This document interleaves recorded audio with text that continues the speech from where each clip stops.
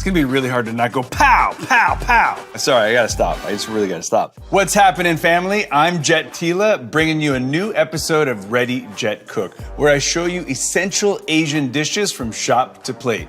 If you're looking for something to pair with your fried rice, look no further than Kung Pao chicken, another super simple takeout classic.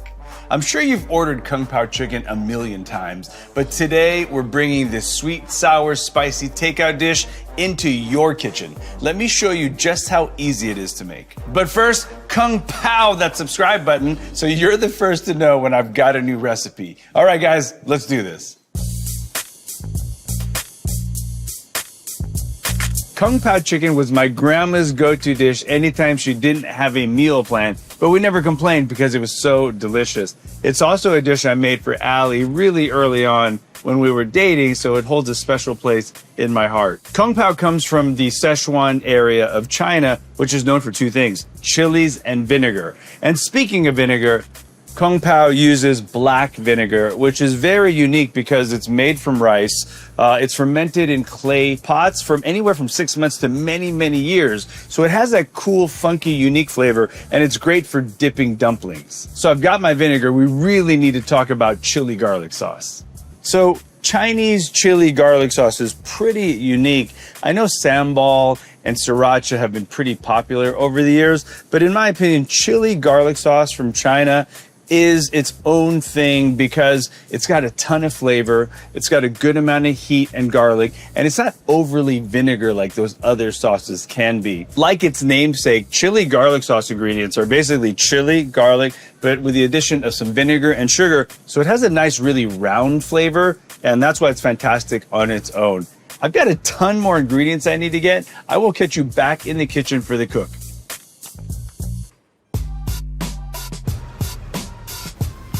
So the OG RJC fans are gonna remember when Allie and I made Kung Pao shrimp. It's a favorite in our home. So let's do a quick Kung Pao crash course. Kung Pao is a dish that originated in Sichuan province. It's Western, very warm, lots of chilies there. Now it's a star on all takeout menus. It's a stir-fry dish, so it basically comes down to a combination of protein, vegetables, aromatics, all cooked together really quickly in a wok. It's simple, it's quick, but yields incredible flavor. Marinating your proteins first gives all the flavors time to soak into your proteins while you're mixing up and finishing your sauce. I'm using boneless chicken thighs, so these are skin and boned already, but there are times there's a little bit of fat on here. It's up to you whether to leave them. I trim out like the bigger pieces of fat, but if you have smaller pieces, I just leave them on there. I think they're extra flavor. So once you have the chicken thigh trimmed out like this, I cut it in half first to leave two long lengths, and then I put them together and cut kind of 1-inch blocks out of them. Because it's a thigh, you're not gonna get perfect 1-inch cubes. Like, don't stress. As long as they're reasonably the same size, you're gonna be fine. So I want a bowl to land all this chicken in so I can combine my sauces in there. So this is Kung Pao chicken, but you pick the protein. If you like pork, use pork. If you like fish, use fish. If you want tofu, delicious. I'm gonna teach you how to velvet this chicken, which is the secret to getting that ultra tender, juicy nugget. So the two powders here, this is baking soda, which is gonna actually denaturize, tenderize the chicken. This is cornstarch, which is gonna pull in the water, the oil, and the soy sauce flavors. Just a little bit of water, a little bit of oil. The oil actually kind of pre-lubricates the chicken for the pan so it doesn't stick. I'm gonna put a little bit of soy sauce in here. This is going to help flavor the chicken. It's gonna help tenderize that chicken. I'm gonna let this marinate for about 10 to 15 minutes, and it's time to get saucy. So it's time to build the Kung Pao sauce. Let's start with a little oyster sauce.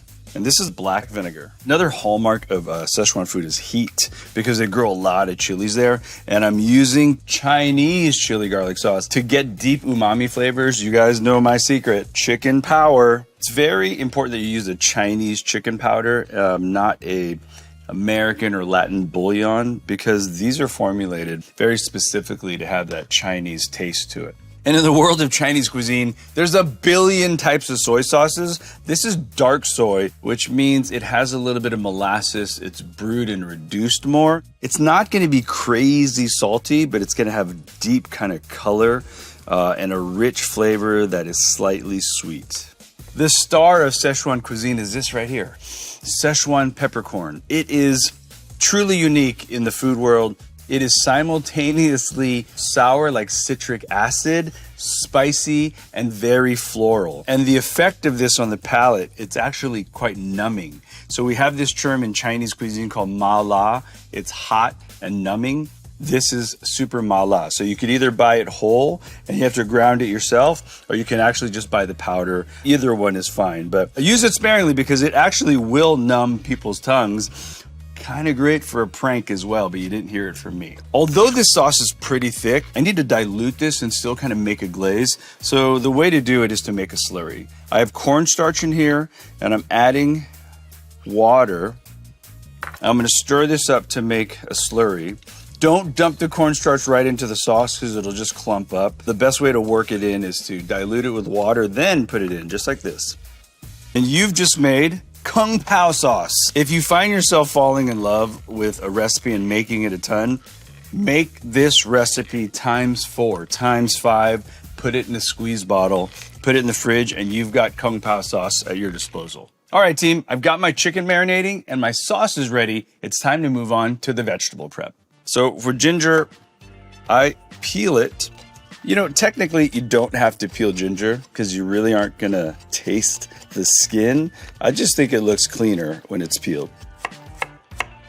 Ginger and garlic are foundational aromatics when it comes to Chinese food. It goes into everything. It pairs really, really well with that kind of wok hei or breath of the wok. Wok hei is just the smokiness that the wok gives food when you're searing right at that razor's edge of hot versus too hot. You should not over mince the ginger or the garlic because the wok gets so hot you don't want to burn it. All right, garlic, don't overthink it. Just smash it and mince it.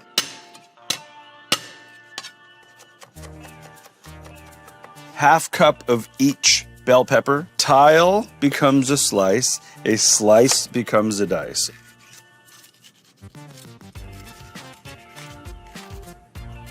I like using red and green for the color variants, but they do taste quite different. The green is going to be a little more grassy. The red's going to be a little more sweet. So it's really up to you. Some people can't stand the taste of green, so just go all red.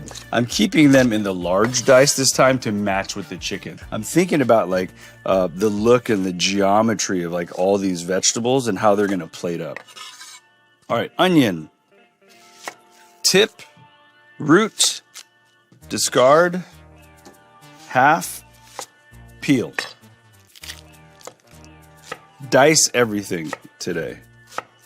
Growing up, Grandma had to get food on the table pretty quickly at times, and this was the dish that she made all the time. A bowl of warm white rice, Kung Pao, whatever protein or veg of the day, and we were eating like within 5 or 10 minutes. Next, I'm gonna cut my scallions. I want the whites to be diced, matching with those vegetables. I'm gonna take the greens now and bias slice them for garnish. And just like that, it's time to head to the wok. I'm preheating the wok at least 2 minutes on a home stove to get it screaming hot. Neutral, high temperature oil going in until you see white smoke, which is right now, ginger, garlic.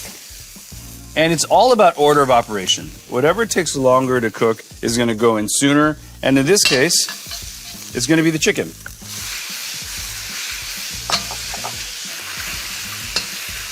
We'll start moving the items around.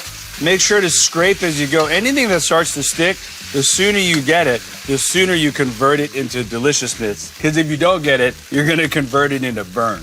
Chilies are going in.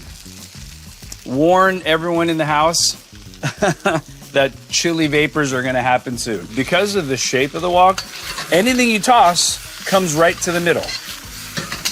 I'm gonna put peanuts now. And every time I add something, I want to toss. Because I want all these ingredients that come into contact with that hot wok. Yeah, Martin Yan used to joke, it's stir fry, not stare fry, meaning like just stop standing there, move things around and scrape them down. So it's veggie time. And remember, we cut all these vegetables about the same size, so they're gonna cook at the same rate. That's why they can go in together. And I'm always listening for the sear.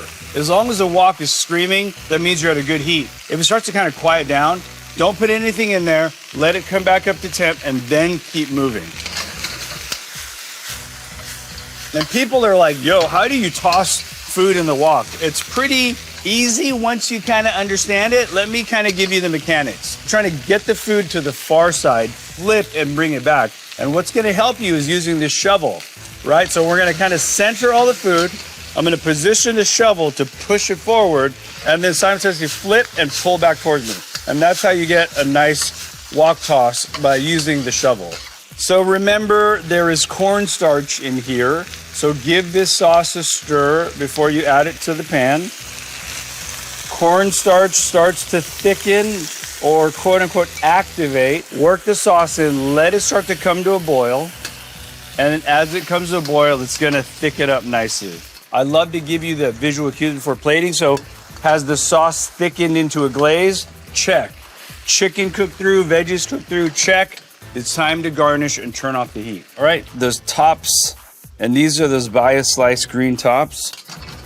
I'm gonna let this sit, because first we gotta talk chopsticks. If you're cooking Asian cuisine like a pro, you also gotta be eating like a pro. So let me give you a little rundown on the best practices for using chopsticks. First, let's talk about takeout chopsticks versus reusable. If you're using takeout chopsticks from the wrapper, just do a nice clean break and go for it. Don't do this or make fire like this. It's rude and you're not gonna get splinters, don't worry. These are your standard washable, reusable chopsticks. They could be lacquered wood, metal, or plastic. My personal preference is lacquered wood because they have a better feel. I can cook with them, and plastic and metal aren't great for high heat situations. Let me show you the proper way to hold chopsticks. I call it a pen hold for the first chopstick. So take your dominant hand, hold your first chopstick like a pen, gripping it with your thumb and your middle finger. The second chopstick goes into the web and is supported by your ring finger now. So one is pen hold where you can articulate, and the other chopstick is static on your ring finger. This is the articulation. An old wives' tale is also the higher you can hold your chopstick, the more sophisticated you are considered. So I hold my chopsticks really high. There you go. Everything you need to know about chopsticks. All right, let's plate up our kung pao. So I think kung pao is best served with a starch. I'm pairing it with another takeout classic, combination fried rice, a yang chow fried rice, AKA house fried rice. And I made it earlier this season, so definitely check it out.